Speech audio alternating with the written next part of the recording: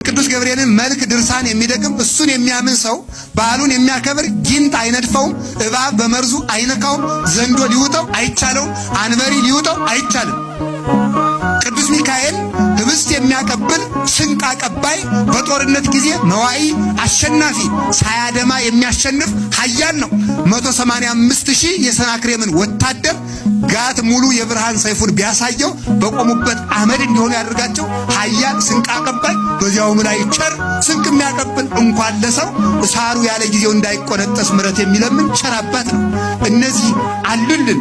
ተመልከቱ፣ መብረቁ እንዳያስደነግጠን በመብረቁ ደም የሚያዝበት አሁንም ቅዱስ ገብርኤል ነው። በመብረቅ ላይ ጭምር ሹመት አለው።